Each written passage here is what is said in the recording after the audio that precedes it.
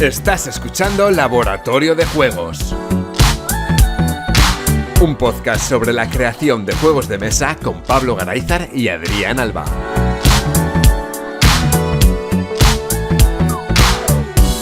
Bienvenidas y bienvenidos a un nuevo programa de Laboratorio de Juegos. Yo soy Adrián Alba y como siempre tengo al otro lado de la línea a Pablo Garayzar. Hola, Pablo. Hola, ¿qué hay? Hoy seguimos con el camino del diseñador, esa saga de capítulos.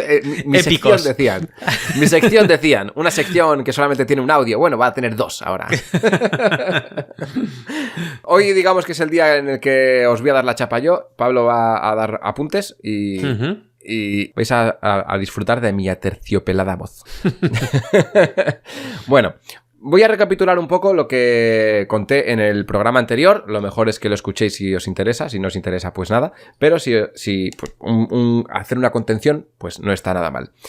En el programa anterior os conté básicamente cómo fue mi evolución como diseñador, desde, bueno, cómo empecé a diseñar, de dónde me vino la motivación, cuál fue ese primer juego que diseñé y hasta dónde me llevó ese primer diseño que hice, que fue un juego de Pokémon. Este juego de Pokémon, pues que me creó unas mecánicas en la cabeza que evolucionaron hasta convertir uno nuevo que se llamaba en Magos Elementales, y esto luego se reconvirtió en el maravilloso hacendado de Aristella. Sí. Bueno, ahí viste que había material, que había hiciste un buen camino. Lo único que sí, un poquito más lento que los de Aristella, ¿no? Un poquito más lento, pero bueno, no pasa nada. El aprendizaje fue bueno por el camino. No, además luego lo piensas, ¿no? Y dices, mira, si hubiera seguido y me hubiera dado por buscarle las cosquillas, a lo mejor habría salido diseños diferentes, porque ahora juegos estilo de Aristella hay varios, ¿no? Hay diferentes diseños, cada día salen más, cada uno se enfoca en un aspecto diferente del juego dentro de ser el mismo concepto. Así que bueno, igual lo retomo algún día, ya veremos. De momento hay aparcado. Y hoy vamos a seguir a raíz de... Bueno, estos tres juegos... no fueron los tres primeros que diseñé, sino que entre medias pues estuve diseñando otras cosas, pero digamos que esto es como una rama de un árbol, ¿no? Que me dio para hablar en un ciclo, del ciclo de los juegos de Pokémon, y evolucionaron hasta Aristella. Pues básicamente eso. Ahora vamos a ir por otra rama, que también es otra rama de juegos por los que yo fui tirando, que me dieron otro tipo de visión del diseño de los juegos de mesa, y que además también parte de esta base que es el juego de Pokémon. Cuando os hablé en el programa anterior del juego de Pokémon, os hablé sobre todo de la parte de combates, la parte de las habilidades, la parte de la simetría, y no sé si llegué a mencionar un elemento extra que tenía ese juego, que era la creación de un mundo procedural, o un mapa procedural, ¿no? En vez de un tablero, pues tener losetas que van apareciendo, se van intercalando entre ellas y demás. Volviendo al diseño de Pokémon, pues empecé a hacer este diseño de un mapa procedural con losetas cuadradas que salían de forma aleatoria y que se colocaban pues con adyacencias entre ellas. Aquí lo que aprendí fue que trabajar con cuadrados está muy limitado. Te deja poca maniobra a la hora de poder poner pues conexiones con otras losetas o lo que sea. A la hora de crear restricciones de conexiones también, porque solamente tienes 4 lados. Entonces 4 lados empezabas a hacer los cálculos y dices, bueno, pues no salen las cuentas para que me queden las suficientes ramificaciones como para que esto que el mapa tenga esa sensación de crecimiento constante, ¿no? Al final siempre se quedaba más o menos lo mismo, había zonas que se quedaban atascadas porque, bueno, pues estábamos limitados por los elementos, y todo esto se debía a que el juego bebía de la temática del propio juego de Pokémon, que es ese juego de 8 bits o de 16, no sé cuánto, yo creo que 8, ¿no? Tiene el Pokémon por ahí, el primero de todos.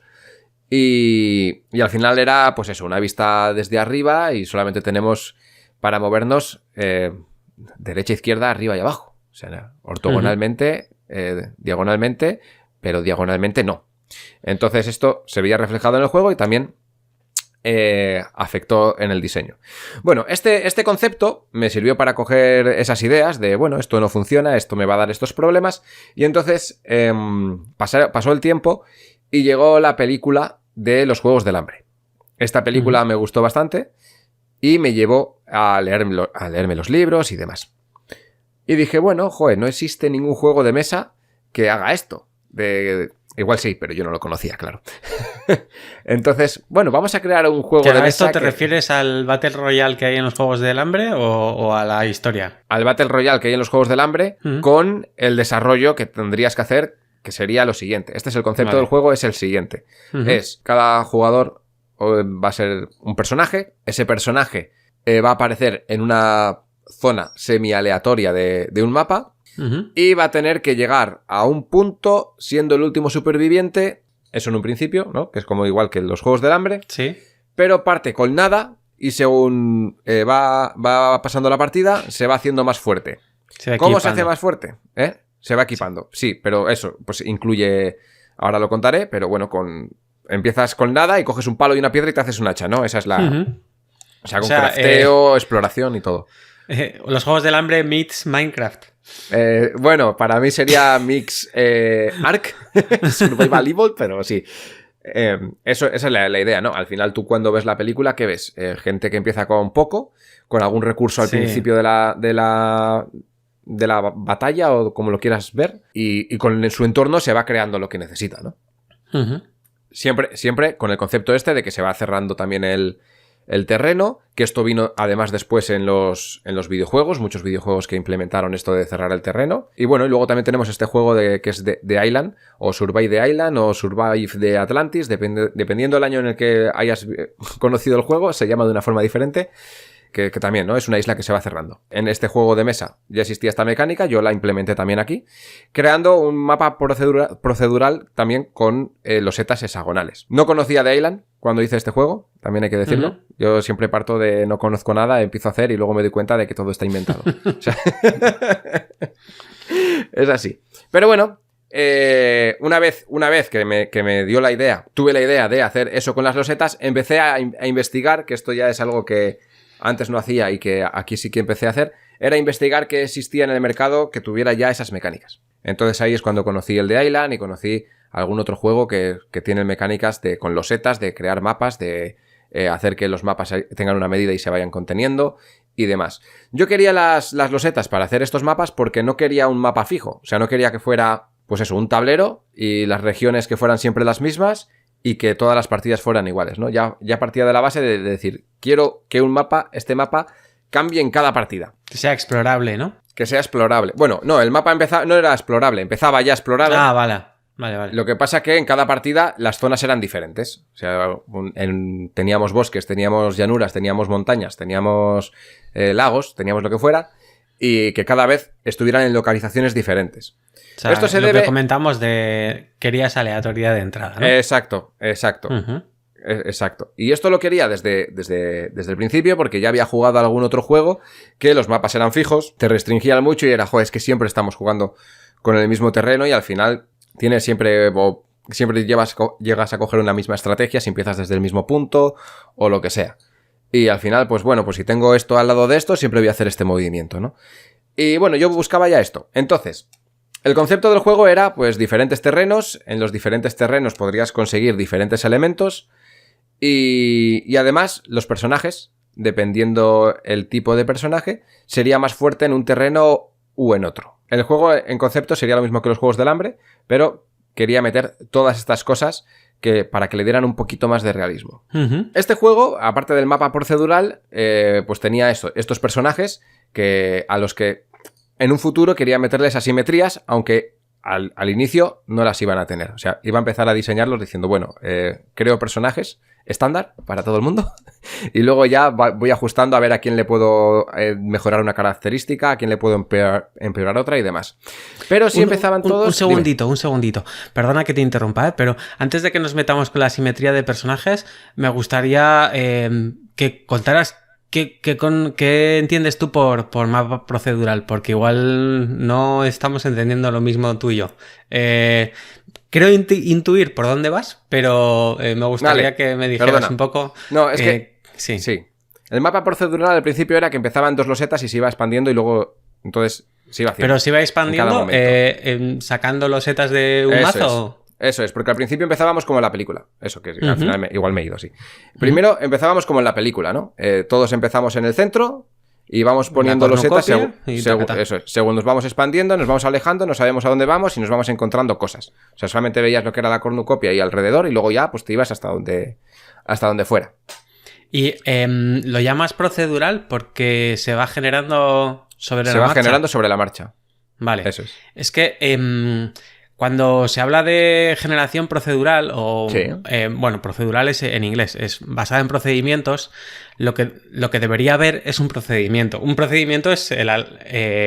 lo aleatorio es un procedimiento, pero no es el único procedimiento que hay. Es decir, un buen generador procedimental o basado en procedimientos de algo, de mapas, de facciones, de, yo qué sé, gestión de recursos o lo que sea, debería tener un plan. Es decir, estaría guay que no fuera 100% random, porque entonces te pasa lo que te pasaba a ti, que es una putada, porque de repente te encuentras con que no crece el mapa por donde tiene que crecer, o se te han apelotonado las cosas que son interesantes y entonces pues todas las tortas son en esa zona del mapa o lo que sea. Entonces, crear un buen mapa procedimental o basado en procedimientos que sea interesante en cada una de las veces que se genera automáticamente, requiere que tengamos un procedimiento y es casi parecido a la programación o a la definición, al diseño de un automa. Es decir, es bastante complicado hacerlo bien y sobre todo que no sea un peñazo para quien está jugando. Porque si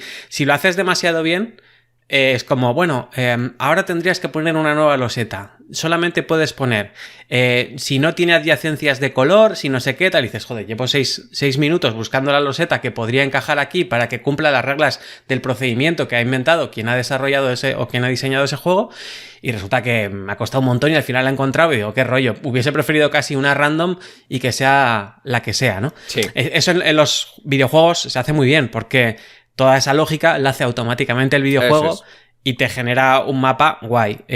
A veces son menos interesantes que otras, pero casi siempre tienen bastante lógica por detrás. Es decir, no hay una lista de losetas random y se van poniendo por ahí, que es un poco el procedimiento más primitivo y también es el más fácil para, o sea, cero setup y cero complicaciones a la hora de decidir, pero entre la loseta óptima y la loseta random, creo que hay algunos truquillos que hacen algunos juegos de trabajar con numeritos y cosas así, de decir, bueno, al lado de la cornucopia, por ejemplo, solamente puedes poner losetas de nivel 1, después de nivel 2 y después ya al final de nivel 3, ¿no? Entonces te queda como un mapa generado aleatoriamente, pero basado en un procedimiento como de distancias al centro o de distancias a puntos interesantes o cosas así. Y eso yo sí que lo empiezo a ver más como un mapa procedural. O basado en procedimientos que saca losetas y vete poniendo, ¿no? Porque ahí o sea, sí que es procedimental, pero es que es el procedimiento es el voleo, o sea, totalmente random. Bueno, este juego pasó por varios procesos. Quería primero presentar todo lo que tenía el juego y después analizar Vale, perdona. Uno a uno. O sea, por eso, bueno, teníamos el mapa procedural, teníamos los personajes con las características, lo de crafteo, que lo he dicho antes, elementos en diferentes terrenos, que ahora lo explicaré, y luego tenía combates y un sistema de movimiento oculto, ¿vale? Qué guapo. Sí, empezando por el primero, mapa procedural. El primer problema que nos encontramos era que decías tú, bueno, esto sale aquí aleatorio, según me muevo aparece una cosa aleatoria y eso era un caos. Una partida en la que de repente tenías a alguien que iba por un caminito y otra persona que iba por otro lado y no tenía sentido. Además, respecto al juego, teníamos que hacer, si empezamos al centro y nos vamos expandiendo y después todo se va cerrando, ¿para qué me voy a expandir si se va a cerrar? ¿No? Tenía un poco ese sentido, entonces era, pues no, esto no puede ser así. El mapa hay que crearlo. El siguiente paso fue, el mapa hay que crearlo desde el principio de la partida. Por eso te había dicho antes que el juego al final era un mapa... que no había exploración, que era un mapa inicial. Eso es. Primero, la idea era esta, ¿vale? Entonces, como también quería que los jugadores tuvieran algo de poder hacer en esta creación del mapa... Algo de agencia. Hice algo de agencia. Decidan. Eso es. Entonces, ¿qué hice con estas losetas? Estas losetas, sí, creé las losetas, el mapa total era el mapa total, se empezaba con una loseta inicial, que era la loseta, lo que sería la cornucopia en la película, ¿no? La de un centro donde encima hay provisiones y demás, no tienes por qué acabar ahí, pero bueno, es el centro donde sabes que no se va a... la única loseta que no va a desaparecer del juego, ¿no? Sí. Entonces, lo que hacíamos era, se reparten estas losetas, boca abajo, y cada uno al principio de la partida empieza colocando losetas en el mapa. En orden de turno, se reparten todas, entre todos, o ya no me acuerdo cómo lo hice, esto ya tengo dudas. No me acuerdo si repartía todas o hacía que cada uno tuviera 2 y siempre elegía cuál poner, ¿no? Pero la cosa es que siempre tenían elección de cuál poner entre varias. La cosa es esa. Entonces, tenías que poner las losetas y al principio era, bueno, pues la pones y ya está. ¿Y qué pasaba? Se creaban mapas raros, mapas que no tenían sentido, y había que buscarle ese sentido que tú dices, ¿no?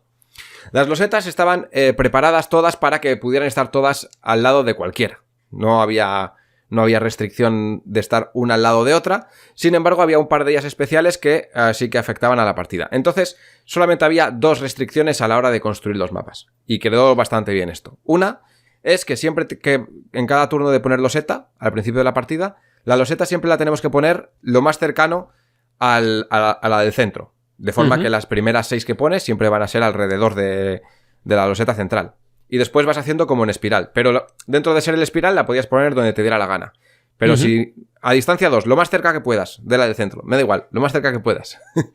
Y luego había un par de ellas especiales que la única restricción que tenían era que no podían estar adyacentes a la loseta central. Ya está. No, esas eran las 2 únicas restricciones que había. Y eso ya dio unos inicios bastante buenos para hacer este mapa.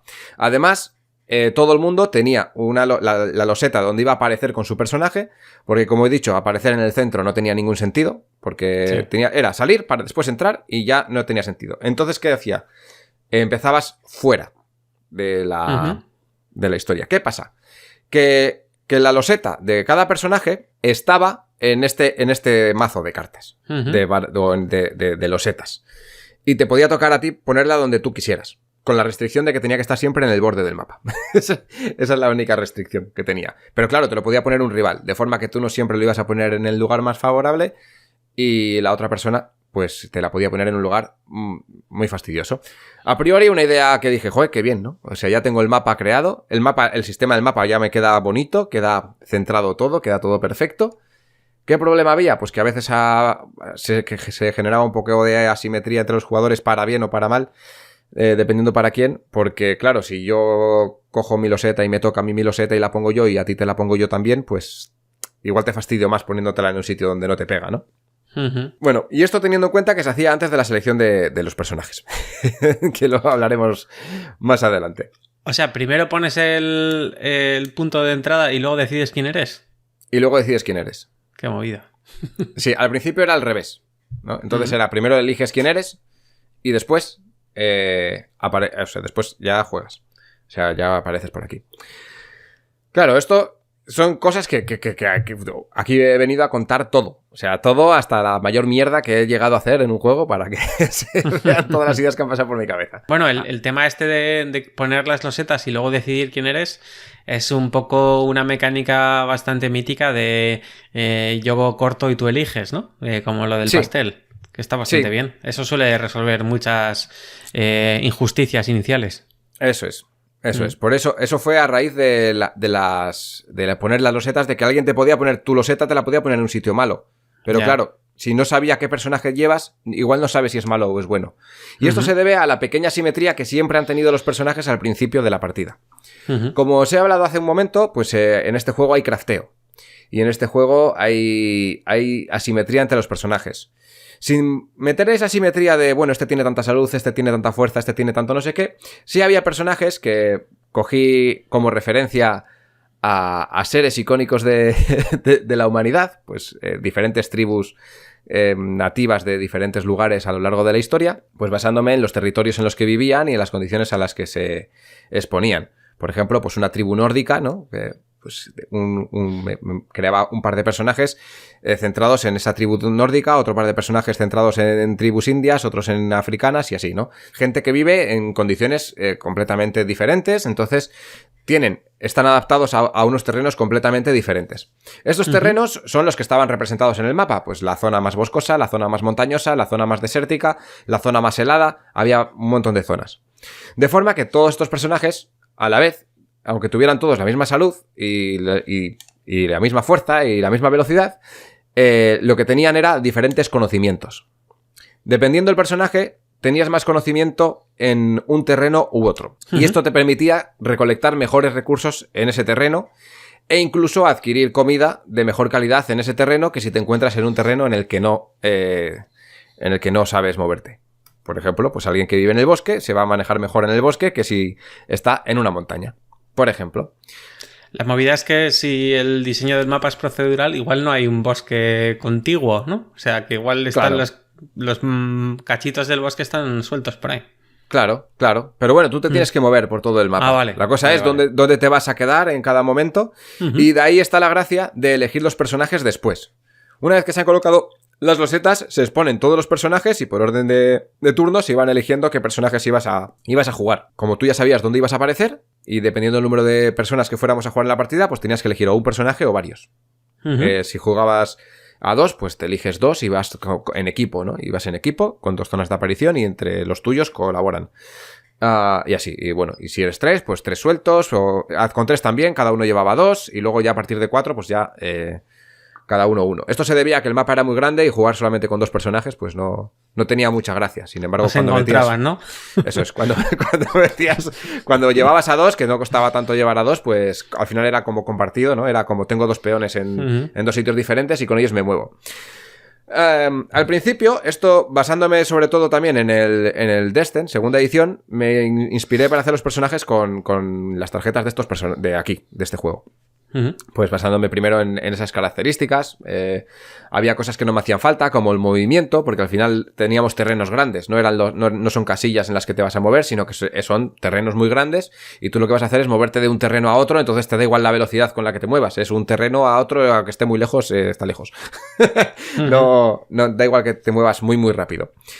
Y me basé en ellos para crear las características básicas. Cogí un par de ellos de referencia en cuanto a la salud y así, y con eso ya, pues bueno, me sirvió bastante bien. En cuanto al conocimiento, me cogí referencias porque para entonces ya había salido el juego este de Death of Winter. Lo había jugado, todavía no estaba a la venta, pero había jugado yo una demo cuando estaba haciendo los personajes de este juego. Y al principio no sabía cómo hacerlos, pero al ver este juego me inspiré para crear, en parte, pues eso, el tema de las habilidades de cada uno, ¿no? Pues, por ejemplo, yo tengo conocimiento en bosque, pues tengo que lanzar un dado con más facilidad o menos para saber si tengo éxito en lo que esté haciendo en el bosque o no. Bueno, y eso con varias otras características. Death of Winter lo que hace es que lanzas varios dados y eliges para quién va el resultado. Aquí era más o menos lo mismo. Elegías varios dados y decidías al principio de turno en qué ibas a gastar los dados en las habilidades de tu personaje. O sea, los ibas asignando, ¿no? Básicamente era parecido. Estas asimetrías, ¿no? Que lo que hacían era eso. Entonces, dependiendo del juego, cuando empezabas, dependiendo del mapa, cómo había tocado, pues ibas a intentar elegir unos personajes u otros. Además, a estos luego se les añadía algún ¿cómo se llama? Alguna habilidad extra y demás. Que dependiendo el tipo de personaje que fuera, pues sería algo que le iba a ayudar en la batalla o en la supervivencia. Y por último, aquí a estos personajes les añadí también un equipamiento básico y unas cartas de conocimiento asociadas al crafteo. Porque vamos a hablar del crafteo. Aquí es donde empecé a descubrir ciertas cosas, ¿no? De cómo hacer que tener 80 elementos, cómo hago para que no se vuelvan un caos y no tener control sobre ellos, ¿no?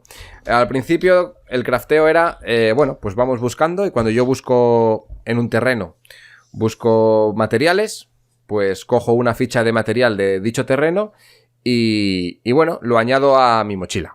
Con estos materiales, pues luego me tenía que saber de memoria qué elementos podía hacer. Pues una piedra y un palo me dan para hacer un hacha, pues tenía que tener una lista de referencia de todas las cosas, de todos los objetos que yo podía hacer. Pues imagínate, ropajes, mochilas, armas, toda la variedad de ellas que puedes hacer, cuántas combinaciones puedes tener, cuántos elementos básicos puedes tener. Al principio lo orienté así, hice un montón de fichas que no valen para nada, de un montón de elementos diferentes, que lo único que hicieron fue llenar el juego de fichas y fichas y fichas y fichas y fichas. ¿Que le daban un toque gracioso? Sí, pero eran fichas al tuntún e innecesarias. Además, gracioso depende para quién. Para Sí, el editor igual no le hacía mucha gracia. Tal cual. Además, no metía cartas y entonces eran fichas que por un lado eran el elemento del terreno donde se encontraban, por ejemplo el bosque, y por el otro lado era el elemento, o sea, el recurso. El recurso que habías encontrado. Uh-huh.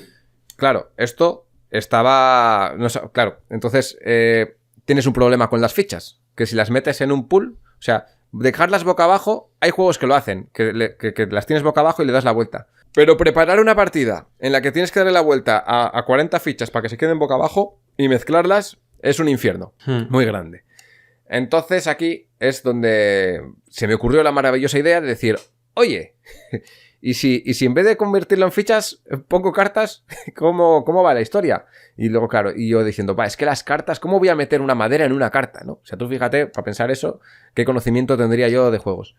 Y dice, bueno, lo voy a hacer. Entonces me empecé a crear unos... Y claro, tenía un pool, tenía un pool de fichas, o como lo queréis decir, es que no me sale ahora. Un grupo de fichas para cada terreno diferente. Una para el bosque, otra para la llanura, otra para el desierto, otra para la montaña, otra para la zona de hielo. Igual tenía 8 terrenos en el juego. Pues tenía que tener 8 pilas diferentes de recursos boca abajo. Pues imagínate la cantidad de fichas que era eso, ¿no? Entonces, ¿esto cómo lo resumí? Creo que también lo conté en algún otro juego, en el anterior programa, que con algún juego hice esto, que lo que fue es coger una carta que representa los diferentes elementos que hay en el terreno, y entonces en esa carta te dice qué es lo que te toca en cada terreno. Una carta multiuso, ¿no? Pues tienes ahí, la levantas y te dice, vale, pues dependiendo de dónde estés, te ha tocado esto. Puede ser bueno o malo. Entonces tú tienes los recursos a mano, pero no tienes que estar poniéndolos boca abajo, no tienes que ocultarlos. Es mucho más sencillo. Esto se me complicó un poco porque en un principio yo quería hacer, te toca esto, pero fíjate tú la locura que quería hacer. Claro, si yo recolecto alimento y lo recolecto sin tener conocimiento, puedo estar cogiendo una valla. Un alimento que sí, puedo estar cogiendo una cosa que me alimente muy bien, o puedo estar cogiendo una cosa que no me alimente nada. O sea, que sea todo lo contrario. Entonces, aquí empecé con la problemática de, quiero tener las fichas boca abajo igualmente. Porque claro, creé una mochila de doble espacio. Tenías el espacio de las cosas que conoces y el espacio de las cosas que no conoces. Entonces, tú recogías cosas, pero podrías darse el caso de que no sabes lo que es. Dices, ¿qué es esto?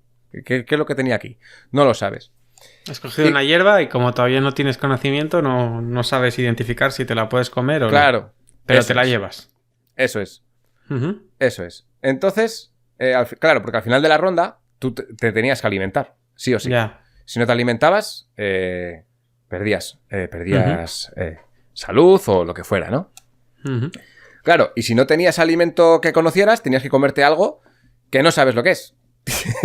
Y te podían dar diferentes efectos. Entonces aquí, ¿cómo resolví esta problemática? Tenía las cartas que me decían el elemento que tenía que coger, tenía las fichas estas de doble cara que no sabía cómo ponerlas, pero las quería quitar, y además tenía pues luego los elementos normales. ¿Cómo resolví esto?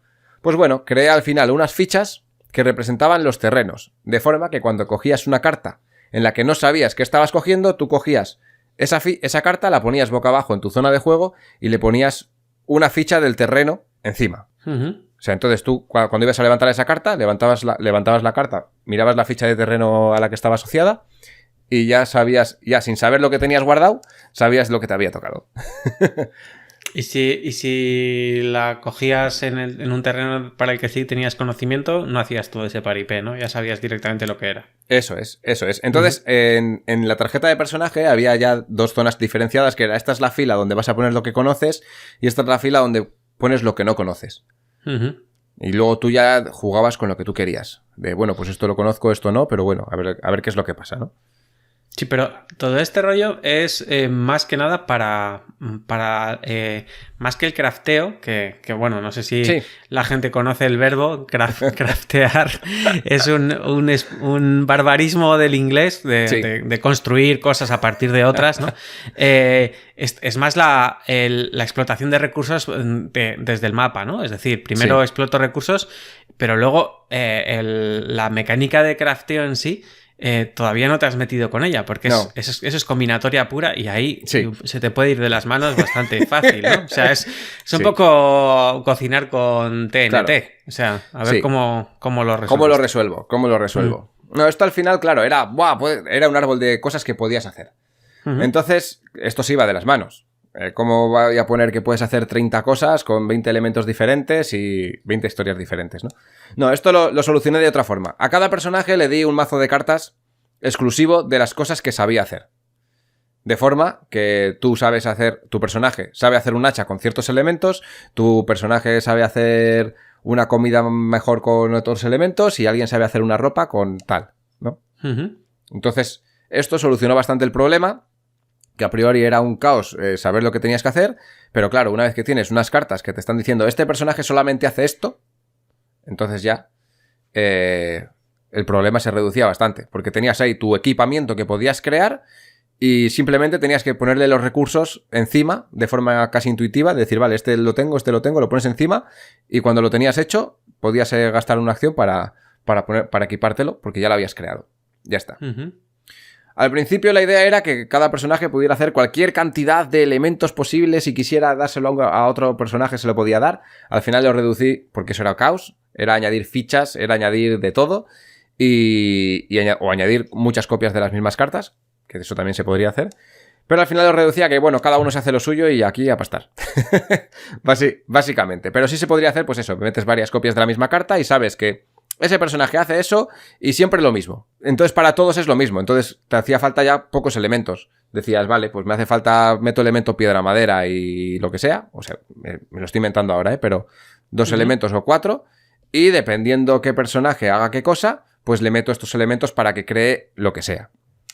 Ya está. Ahí hacía la combinación. Igual uno necesitaba 2 de madera o el otro necesitaba 2 de fibra o el otro necesitaba 2 de piedra. Cuando un cuarto personaje combinaba la piedra y la madera, cosas así. Al final de tener 40 elementos lo reducía a tener simplemente, creo que fueron 4 elementos 4 recursos que luego se utilizarían para hacer cosas y luego los alimentos que son simplemente eran 3 o 4 alimentos y ya está. Y los alimentos al final eran estados alterados que te podían provocar y un alimento sano, ya está, no había más. Pero sí, empezó siendo bastante caótico esto del crafteo. Me viene muy arriba al principio. Claro, es que los videojuegos soportan como muchas reglas de crafteo, pero los juegos de mesa puede ser una auténtica locura. No sé, si permitimos tantas combinaciones como las que se pueden hacer, por ejemplo, en el Minecraft, que es el que controlo yo un poco más, sí.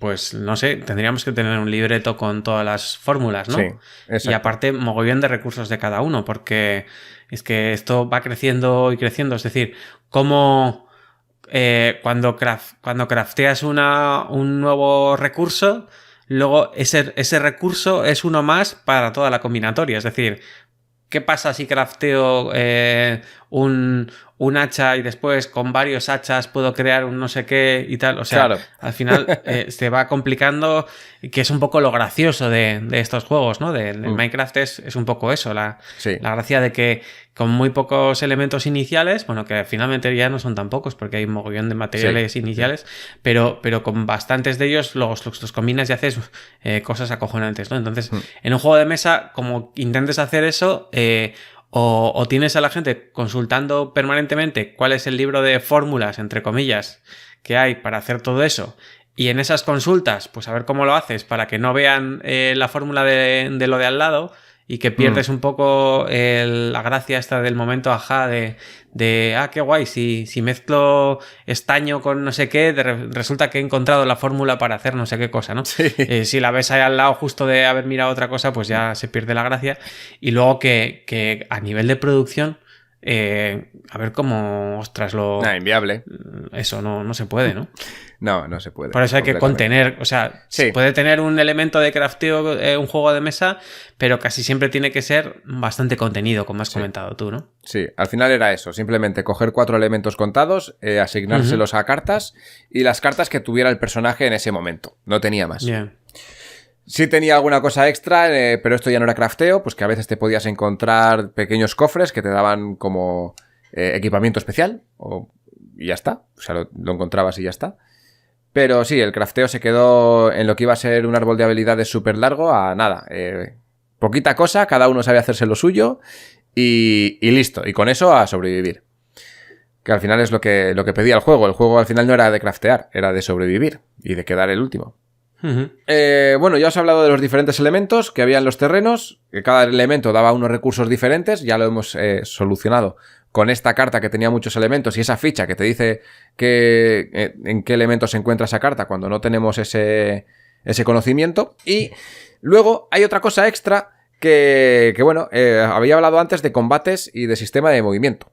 O sea, que era un movimiento oculto, ¿no? Los combates al final, como este juego no llegué a continuarlo, lo aparqué bastante pronto, aunque algún día igual lo retomo. El sistema de combates no llegué a refinarlo del todo. Al final era... Si estabas en la misma localización, pues te podías combatir con otra persona y demás, pero no sé, era como un poco anticlimático dentro de lo que el resto del juego estaba ofreciendo.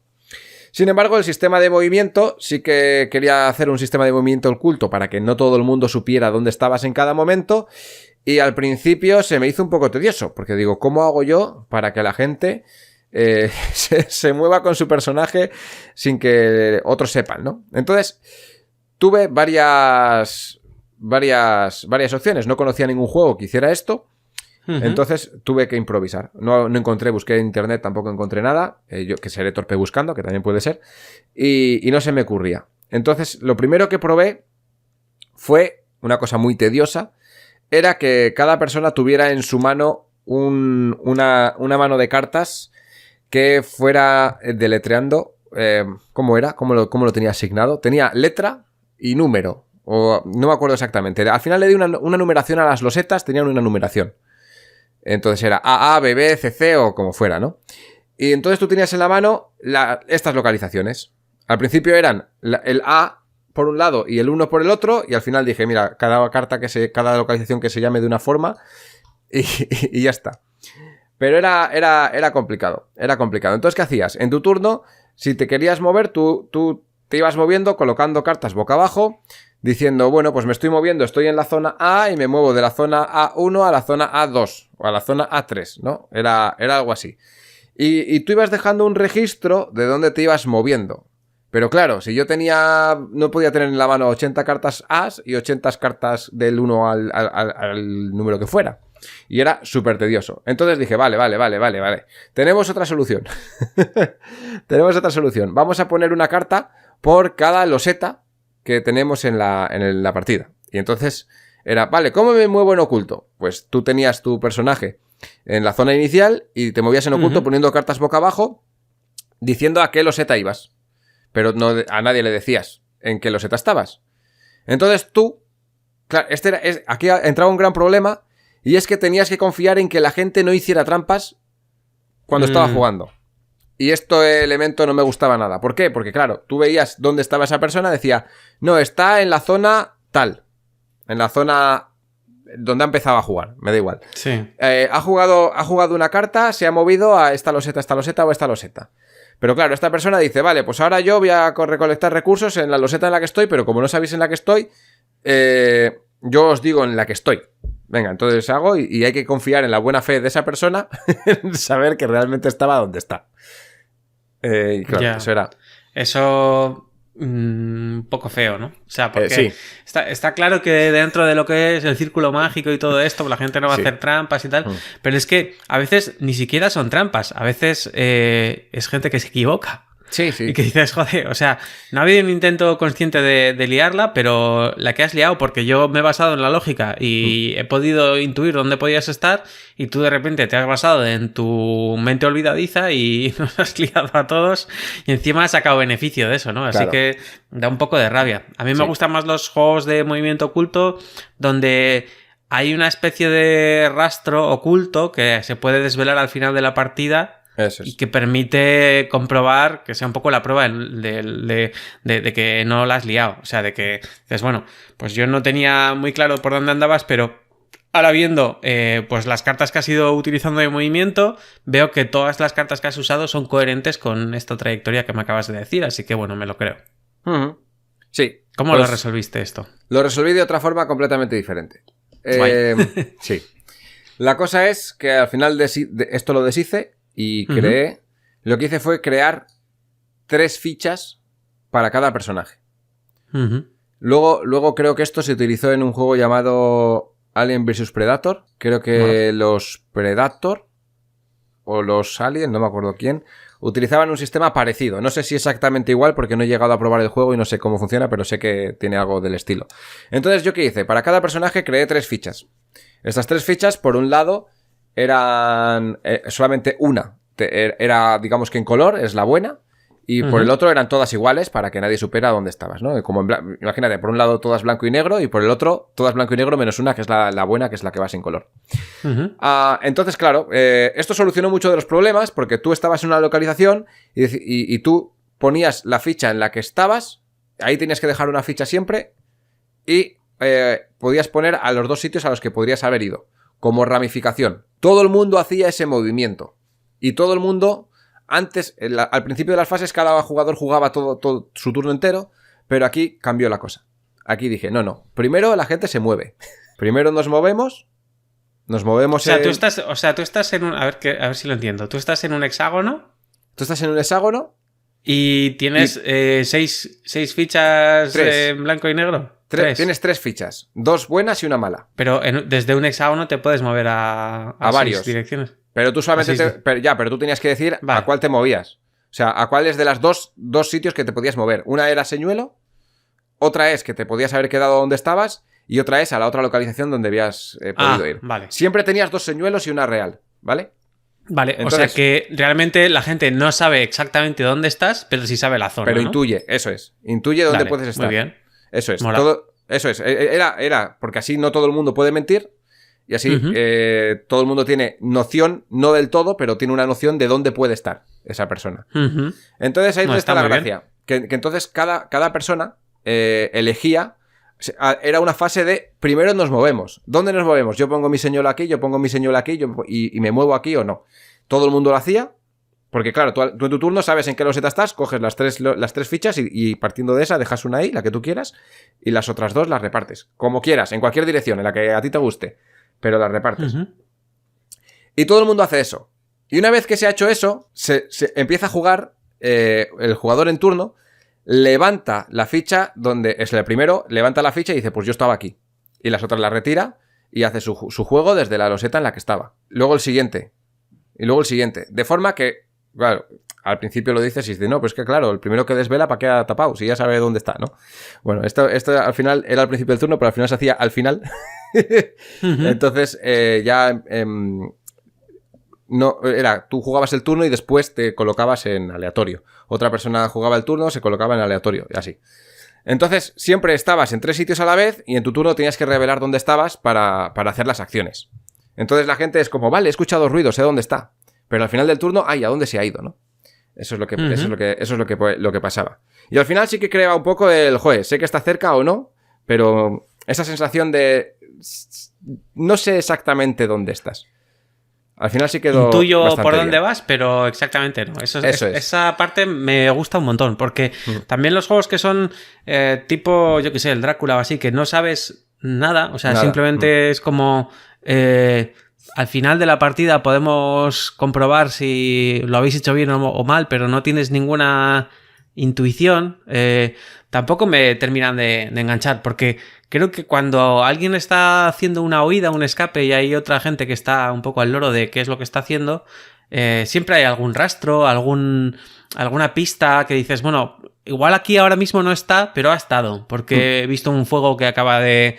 que lleva un tiempo apagándose, pero que no es de hace 2 años, o he visto restos de comida, o he visto tal. Entonces, me gusta mucho la sensación que crea tu mecánica, o la que creo que crea, porque no lo he jugado, claro. No, claro, este juego tampoco se ha llegado a jugar mucho porque estaba inacabado. Se han ido probando mecánicas sueltas, y lo del movimiento sí se probaba y estaba bastante bien, pero todo el conjunto no se llegó a probar. Entonces ahí no te puedo decir luego cómo ha acabado. Pero sí, oye, esta mecánica quedó bastante chula, y si alguien quiere utilizar en un mapa, o sea, en su diseño que tenga un mapa y quiera movimiento oculto, pues es un movimiento semi-oculto. La cosa es que al final del turno nadie sabe dónde estás, pero intuye dónde puedes estar. Esa es la gracia. Bueno, pueden ser 3 fichas, pueden ser 4, ya eso ya dependiendo la cantidad de aleatoriedad que le quieras dar o de impredicción que le quieras dar al resto de jugadores, ¿no? Pero sí, habías comentado alguna cosa ahora hace un momento y te iba a decir algo más y no me acuerdo qué era. No, el tema del crafteo y luego el tema de lo de las trampas y la torpeza de la gente, que a veces no son trampas, sino que pues es gente que se equivoca, que bueno, que puedo ser yo también, ¿eh? Sí, o sea, aquí... Cuando hablo de la gente, igual a veces soy yo cagándola. Claro. Entonces, que eso, por ejemplo, a gente que juega muy bien, le saca mucho de sus casillas. Dices, oye, tío, que yo no te he querido arruinar tus 2 horas de juego, simplemente que me he equivocado...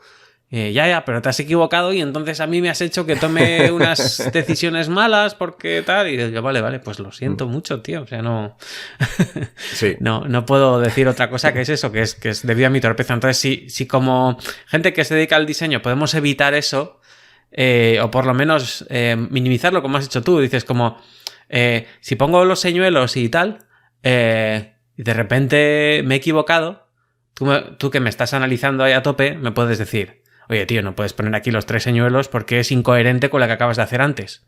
Claro. Entonces enseguida nos damos cuenta de, ostras, es verdad. Eso es, sí. Pero si de repente estamos jugando 8 turnos a ciegas y yo digo, no, estaba aquí. ¿Cómo que estabas aquí? Eso es imposible. Si no te da tiempo a llegar en 8 turnos. O sea, ¿qué me estás contando? Has hecho algo mal. Y sobre todo, no sé cuándo, ¿no? Entonces, creo que es ese medio camino entre movimiento oculto, pero con cierto rastro, me ha motivado bastante. Sí, a esto luego le añadí una mecánica de puedes crearte un campamento, todo el mundo va a saber dónde estás, no te puedes mover en oculto porque has creado un campamento hasta que te vayas del campamento, pero en ese campamento lo que vas a tener pues es todo potenciado, ¿no? Las tiradas de dado potenciadas, vas a tener... más facilidad de conseguir los recursos. Entonces era como una opción de decir, vale, pierdo este ocultamiento a costa de tener ciertos beneficios en este territorio en el que me encuentro. Que es súper temático eso, ¿no? O sea, lo típico de hacer un fuego cuando estás huyendo. Dices, ¿qué quieres? ¿Me caliento? ¿Puedo cocinar animales o lo que sea tal? O voy stealth mode totalmente en oculto y claro, pues pasa un frío de pelotas, tengo que comerlo todo crudo, etcétera, ¿no? Exacto. Sí, eso, el juego intentaba evocar la temática bastante. Entonces, bueno, ya para terminar con este juego, lo último que se añadió fue que iba a estar, eran eventos y eventos asociados a que al final del turno había que ir eliminando losetas también. ¿Qué pasa? Yo no quería que el juego fuera como lo hace el de Island, que yo quito la loseta que yo quiero, entonces te fastidio a ti directamente. Sino que sea como una interfaz que, o sea, es una IA, ¿no? La que va a hacer eso. O sea, no eres tú, es otra cosa lo que está haciendo que el mapa se vaya deshaciendo. Entonces, aproveché que tenía las losetas numeradas, las que habíamos hablado, para poder hacer este levantamiento de losetas. Creé un mazo que era en conjunto con... Al principio tenía un mazo para lo de las losetas y otro mazo para hacer eventos. Entonces era un mazo con las mismas losetas que había en el terreno y se iban levantando y iban desapareciendo. Primer error, claro. Si yo levanto una carta y resulta que esa loseta está pegada al inicio del mapa y resulta que estoy levantando las losetas al azar, de repente se me quedan partes del mapa desconectadas y ya el mapa no se cierra, sino que se parte. Y ya eso no tenía sentido. Entonces, ¿qué hice para solucionar esto? Como te he dicho, había varias losetas especiales. Al principio de la partida te he dicho, hay varias losetas especiales. Esas losetas especiales... De respawn, ¿no? Sí, y otras. Eran las de respawn. y otras que no he mencionado antes, que era, por ejemplo, un volcán, por darle temática, le di un volcán, un agujero como una como sima. sí, sí, eso es. Y la otra, creo que era inundación. Entonces, las cartas de eventos estas, o sea, las cartas, en vez de levantarla y directamente, pues me sale, quita la B1 o quita la B2. No. Hice otra cosa diferente, que como estas losetas eran especiales y se colocaban en un sitio concreto, tú levantabas una carta, esa carta tenía un evento asociado a lo que fuera, porque a veces era bueno y otras veces era malo, y tenía la letra o sea, un símbolo que te decía lo que pasaba. Y podían pasar cosas diferentes. La primera, si era un volcán, tenías que darle la vuelta, como si se hubiera quemado, a una loseta que estuviera adyacente al volcán. Entonces, a raíz del volcán, cada vez que salía una loseta del volcán, todas las losetas que iban haciendo alrededor del volcán se iban levantando.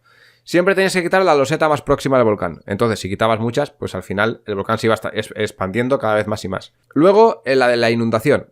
Si la inundación, ya como si fuera el de The Island, ¿no? Se va entrando agua, entonces se te quita una carta, o sea, una loseta que esté en el perímetro de esto, de cómo se llama, de la isla esta.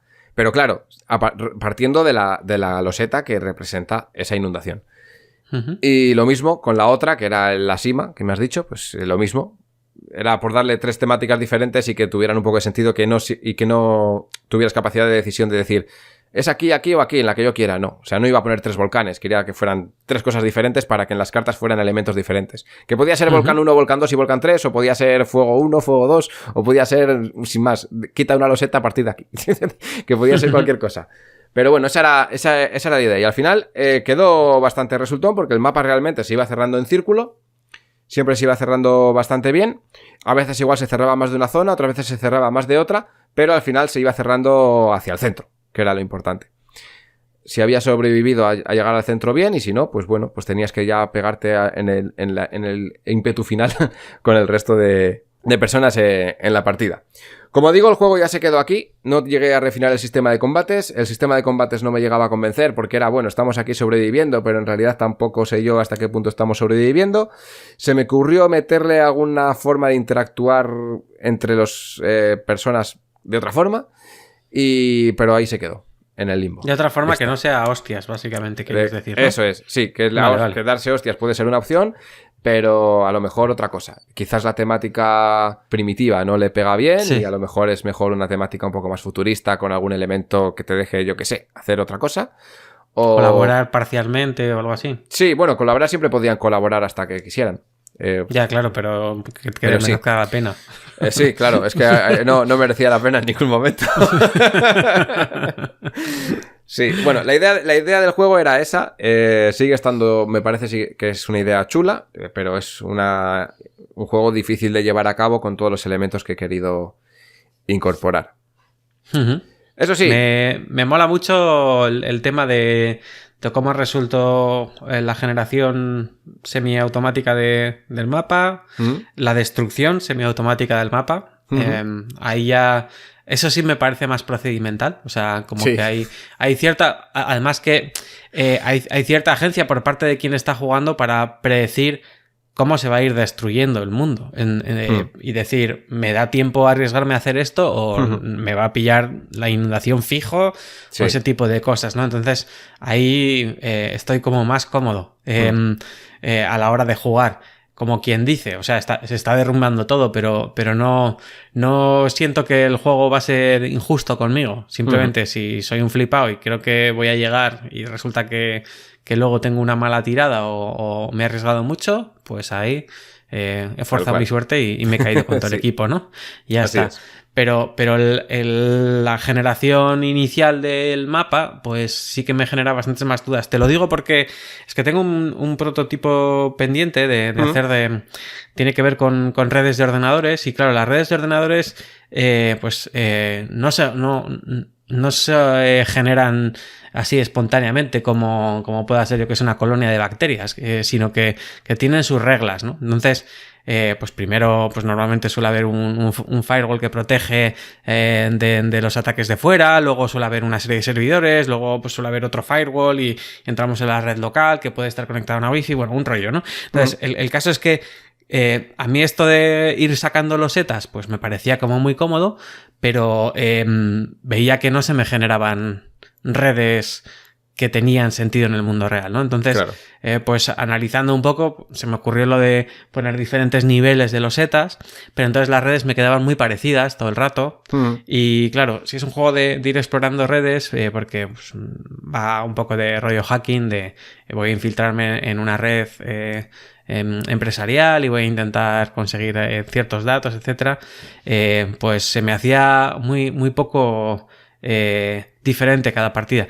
Entonces, claro, yo tenía ahí un poco el conflicto entre generar ese sentimiento de exploración que antes he mencionado unas cuantas veces y tú me has dicho, no, yo de exploración nada, yo aleatoriedad de entrada y quiero que el juego vaya de otra cosa.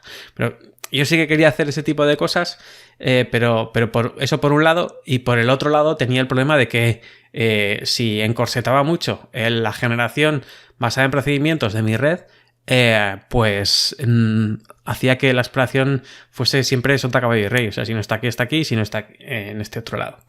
Entonces, ¿cómo lo voy a resolver? Bueno, pues tengo la suerte de que este juego, por un tema de la uni, siempre hago cosas un poco raras con la uni, tiene que tener una app. Entonces, igual lo que hago es que la parte procedural o procedimental la haga la app y ya está. Porque veía que lo que te he dicho, que el azar es demasiado azaroso para este caso concreto y que cualquier otra cosa o exige mucho por parte de quien está jugando para que sigan unas reglas de generación de una red más o menos orgánica que quede chula, o si no, pues es siempre igual. Entonces creo que lo voy a dejar a las manos del silicio, no del cartón.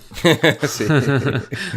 Sí, es buena idea también. Cuando no hay otra solución, lo mejor es esa. Sí, aquí propuse varias soluciones. Una de ellas era, primero simplemente las losetas las vas sacando una a una y las vas colocando de forma en espiral alrededor de la loseta central, exceptuando las losetas especiales, que esas se quedaban apartadas para el final y se colocaban al final. O sea, las podías no meter en el mazo hasta el final de la partida. Otra era hacer un mapa que estuviera ya marcado. O sea, era un tablero y luego encima del tablero poner las losetas, de forma que había ciertas losetas como estas que son las de eventos catastróficos, pues que ya estaban en unos sitios concretos. Entonces, ¿qué pasaba? Que también se cerraba luego siempre de la misma forma el mapa, si siempre están en los mismos sitios. Y luego otra era que en vez de ser losetas de ese estilo fuera otra historia, ya una bizarrada con fichas hechas a mano para que encajaran entre ellas de una forma súper rara. Que entonces, no, eso no. Eso al final eso al final descartado. Te viniste un poco arriba y luego ya recogiste cable. Sí, sí. Pero eso ni lo llegué a probar, ¿eh? Hice una prueba en un papel y dije, esto no tiene sentido. pero eso sobre todo era por el tema del movimiento oculto, que cuando no sabía cómo hacerlo bien, pues claro, pues es que un mapa que tengo que hacer para que esté todo conectado y me pueda mover yo con mis cartas. Luego ya se me ocurrieron otras cosas. me ha molado mucho lo de los señuelos, ¿eh? Me lo guardo en mi caja de herramientas. Sí. Si no me parece mal. Es algo que quiero guardar para hacerlo en algún sitio, pero no llego a terminarlo, ¿no? Y bueno, este juego se quedó aquí. Yo cerraría ya el programa, pero antes me gustaría comentar, pues justo una idea que empecé a hacer y que la dejé aparcada, que va a raíz de esto. El cliffhanger para el siguiente programa. Sí, bueno, no, porque el siguiente programa no voy a hablar de este juego en ningún momento. Aprovechando lo que ya había aprendido en este juego de los Juegos del Hambre, dije, vale, ¿qué problema tenía? Aquí el combate era una patraña, no entendía. Entonces hay que hacer la exploración. Entonces, en vez de hacer un juego en el que todo el mundo compite contra todos, creé un juego. Se me ocurrió a raíz del videojuego Monster Hunter hacer una especie de versión del juego de Monster Hunter en mesa. Y una persona iba a ser el monstruo, que tenía que moverse de forma oculta, como ya hemos explicado antes cómo se iba a mover de forma oculta. Se movía así. Se movía de forma oculta por el mapa, iba haciendo eventos por el mapa, allá por donde se moviera, creaba diferentes elementos. Iba dejando rastro, pero a la vez podía dejar trampas y a la vez podías decir está aquí, pero no, y te la lía parda. Dependiendo del monstruo, hacía unos movimientos más bruscos que otros, más sencillos que otros, y el objetivo de los cazadores era encontrar la guarida del monstruo para destruir la guarida, que no sabes dónde está, solamente sabe el monstruo dónde está, y después cazar al monstruo. Obviamente, para encontrar la guarida tenían que encontrar pistas antes. No podían ir, la guarida está en esta loseta, no. Tienes que encontrar esta pista y esta pista para que decirte, no, pues está en no sé dónde. ¿Un rollo Cryptid o menos? Menos, porque al final es un jugador el que controla al monstruo. Entonces ese sabe dónde la ha puesto. Lo que pasa es que para dar las pistas de dónde la ha puesto tenían que encontrar pistas el resto. Entonces, eso, aproveché mucho de lo que había de aquí, sobre todo del movimiento oculto para el monstruo, cosas de crafteo también, que aproveché aquí para hacer, pero solamente centrándome en temas de alimentación y elementos extra que se podían coger pues para conseguir estas pistas, para hacer luego más daño al monstruo. Los los cazadores iban conociendo al monstruo poco a poco para saber dónde tenía la parte más débil a la hora de que fueran a combatir contra él y demás, y el monstruo lo que tenía que hacer era debilitarlos completamente antes de que llegaran a su guarida. Y para ello, pues utilizaba otros bichos que había por el mapa, pues esbirros, por así decirlo, los iba utilizando y luego también utilizando sus propias habilidades, que esto influían en todo, ¿no? O sea, yo tengo habilidades, pero bueno, tengo una energía que si utilizo esta energía para hacer esto, no podré hacer otra cosa y demás. El monstruo se movía con un sistema de cartas, no tiene nada que ver con otros juegos que he jugado, pero la persona que tiene el monstruo es el que va controlando las cartas que va jugando y la energía que va gastando acorde a esto. Esto le gastaba alimentación, entonces estaba obligado a alimentarse y así le obligaba a acercarse a los cazadores y demás. Pero bueno, el sistema era este. Y bueno, ¿por qué he abandonado? Porque era el juego de Monster Hunter, el juego de tablero. ¿Y qué pasa? Que ya han sacado el juego de Monster Hunter, el juego de tablero. Salió en Kickstarter. Y dije, ¿y tenía algo de lo que estás contando? Sí, porque en el combate contra este monstruo, contra los monstruos, a mí me pasó con el juego de Dark Souls, el juego de tablero. Lo único que me gusta de ese juego, tal y como viene en la caja, es el sistema de combate que tiene contra los bosses. Que es una miniatura que está dividida en 4 sectores y dependiendo del sector por el que le ataques, va a tener ventajas, desventajas, va a hacer más ataques o lo que sea, ¿no? El resto de cosas de cómo está ejecutado el juego no me gustan, pero justo ese detalle de dependiendo por qué lado le atacas a la miniatura y cómo representaron eso, sí que me gustó. Y entonces esto lo implementé en este juego para intentar hacer, vale, pues si este tiene la cola es más débil que su pata delantera, pues si la atacas por la cola, pues tal. Pero claro, este monstruo va a tener estos patrones de ataque que no salen aleatorios, sino que los va a controlar una persona, claro. Esta era la diferencia. Pues bueno, ahí hacías un juego bastante bonito entre una cosa y otra. Pero claro, ¿qué ha pasado? Que el juego este de Monster Hunter lo han sacado también los mismos de Monster Hunter. Entonces, no he visto cómo es el juego, pero las peanas de los monstruos de Monster Hunter en el juego que han sacado estos mismos que sacaron el juego, Streamforged Games creo que se llaman, son iguales, tienen esa cruceta en la peana, imagino que el combate será muy similar. Lo que pasa es que en este juego, que el que está publicado o se va a publicar, pasa que es cooperativo contra el juego y el que yo propongo no es cooperativo contra el juego, sino que es enfrentamiento directo de 2 a 5 personas. Pero bueno, el concepto era el mismo. Que igual el día de mañana le doy una vuelta y es otra cosa diferente aprovechando conceptos, puede ser. Pero vamos, que son... como decíamos, aquí en cada uno de estos programas que vamos a hacer, vamos a hablar del juego que se publicó y que yo tenía en la cabeza. Siempre al final. El anterior fue Aristella, ahora es Monster Hunter, el juego de tablero. Pero siempre contando con que el juego que finalmente ha sido conocido se publicó después de que tú empezaras a hacer todo esto. O sea, que lo tuyo no es una versión o una revisitación de nada, sino todo lo contrario. Tú empiezas probablemente a la vez o igual un poco más tarde que quienes están desarrollando esos juegos, porque llegas a intuiciones igual parecidas y a desarrollos parecidos, pero claro, igual ellos tienen o más tiempo, más ganas o más dinero y al final acaban llevándose el gato al agua y bueno, tú ves como pues no ibas mal tampoco, no ibas mal encaminado. No, de todas formas son cosas que mantengo ahí, que creo, es que yo todo lo que tengo en la cabeza creo que es un juego que todavía no existe. Entonces, algún día buscaré la forma de que eso engrane y decir, mira, aquí está.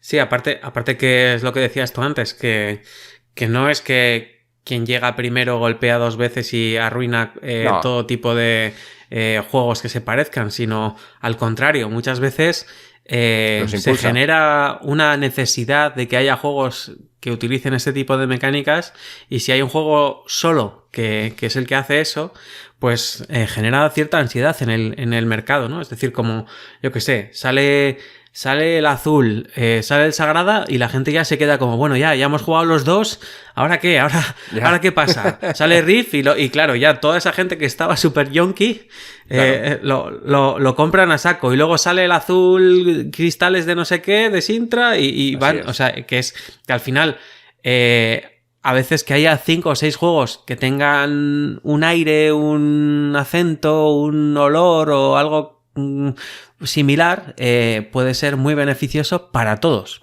para el original y para todos los que han llegado un pelín más tarde, que igual no es que sean versiones o revisitaciones del mismo concepto, sino que empezaron un poco a la vez y han llegado al mismo sitio por caminos diferentes, ¿no? Entonces, pues como tú bien dices, yo creo que todas estas ideas que tienes ahora mismo en un cajón, pues quizá cuando tengas más tiempo, más ganas, o cuando de repente veas que se alinean los astros y dices, ostras, es que ahora para esta temática, todas estas cosas que había desarrollado antes, si las cojo con esto y simplifico esto y le quito el combate que no me gustaba y el crafteo lo hago de esta otra forma que acabo de aprender en este juego, hago un juego nuevo que tiene exactamente todo lo que me hubiese gustado hacer, y que en su momento cuando empecé pues igual todavía no sabía lo suficiente como para hacerlo. Claro. No, luego también pasa una cosa, ¿no? Yo estos juegos de los que he estado hablando se basan mucho en videojuegos. O sea, claro. Al final, que era el parecido a la Aristella, era ¿por qué? Porque me estaba tirando primero por el Pokémon, pero luego me fui al LoL, al combates de estilo esto. Ahora me he ido a una temática que tuvo mucho boom, que es la del Battle Royale, ¿vale? Que existían las películas japonesas de hace 1000 años, pero tuvo boom cuando cogió fuerza fue con los Juegos del Hambre. Y todo el mundo empezó a hacer todo eso. Entonces, es normal que yo me ponga a hacer algo que está en auge y que muchas personas hagan lo mismo al mismo tiempo. Y lo mismo con los videojuegos. Ahora mismo hay muchas empresas o varias empresas que se dedican a hacer juegos de videojuegos. Esta misma empresa que ha sacado el Monster Hunter, ha sacado el Dark Souls, el Horizon Zero Dawn, el Resident Evil 2, ha sacado un montón de juegos basados en licencias de videojuegos. Entonces... Sí, lo que pasa es que muchos de esos juegos a veces no respetan la esencia original, solamente la IP, ¿no? O sea, la propiedad intelectual de los creadores de los videojuegos, minis, pues todo el lore y todo lo demás, pero es que a veces trasladar la esencia del videojuego a un juego de mesa, cuando, como ya hemos visto, el tema basado en procedimientos empieza a hacer un poco de aguas, porque lo que es un programita de 100 líneas en un videojuego, cuando lo tienes que convertir en un procedimiento, en un reglamento, para que lo lleven a cabo quienes están jugando, pues ahí hay un pequeño salto que no siempre acabas de pie en ese salto. A veces te pegas un moquetazo contra el suelo importante, ¿no? Entonces ahí pues depende de cómo sea la editorial que está trasladando el juego, pues puede respetar la esencia o puede decir, mira, esto es inviable, paso y ya está, ¿no? Bueno, un poco dentro de la polémica esta que se ha generado de si se pueden patentar las mecánicas de juego, que se ha creado esta mecánica de juego en donde pues todos los personajes recuerdan las interacciones que han tenido contigo y se van a comportar después o van a evolucionar después en función de eso y tal y cual, que se ha conseguido patentar en Estados Unidos, que por cierto eso da para otro programa, nos lo apuntamos. Está apuntado. Pues eso, por ejemplo, es inviable de traducir a un juego de mesa, a no ser que todos los personajes secundarios los lleve personas y se acuerden de las cosas. Pero entonces estaríamos jugando al típico wargame donde cada soldado casi es un jugador, ¿no? Sí, entonces, bueno, pues sí, en ese caso sí se acuerdan, pero en cualquier otro caso pues va a haber que hacer simplificaciones. Es decir, los juegos de mesa son simplificaciones de la realidad, e incluso cuando hacemos un port, una traducción de un videojuego a un juego de mesa, también hay que simplificarlo, porque los videojuegos de hoy en día, las inteligencias artificiales que tienen por ahí cada vez son más sofisticadas, y eso con un mazo de cartas, un pool de fichas o unos cuantos dados, pues no va a ser fácil de reproducir, ¿no? Tal cual. Para el siguiente programa os vendré creo que ya no tengo ningún otro juego que esté basado en cosas de estas, ¿eh? O sea, el resto ya son... Bueno, hombre, sí, alguno queda. Todavía no has contado los juegos que yo conozco, así que... Y hoy nos hemos centrado en uno, y te había escrito una pequeña escaleta diciendo, bueno, y después hablo de... Si da tiempo... Y llevamos ya aquí hora y 10, hora y cuarto... hablando de solamente este juego. Ya por experiencia del anterior me imaginé que íbamos a tardar un buen rato. No, sí, no hay como ponernos un micrófono delante como para que la cosa se enrede, sí. Y espera un momento que te interrumpo tal y cual. Pero bueno, sí. Yo creo que al final por los bordes del camino también hay cosas interesantes, así que no será... Por no liarnos que no los vayamos a ver. Bueno, alguna cosa me habrá dejado en el tintero, alguna cosa igual le hemos explicado un poco regulero, pero básicamente pues este ha sido el camino que hemos seguido, que he seguido en esta línea de juegos y el aprendizaje que he tenido en ellos. Muy bien, yo me llevo unos cuantos apuntes, así que eso es bueno. Estupendo. Eso es bueno, que sirva para algo. Damos por finalizado el programa de hoy y nos vemos la semana que viene en un nuevo programa de Laboratorio de Juegos. ¡Hasta luego! ¡Adiós! Puedes seguirnos en las redes sociales, Instagram y Twitter, laboratorio_POD. También puedes escucharnos en YouTube, iVoox, Spotify y Google Podcast. Laboratorio de Juegos.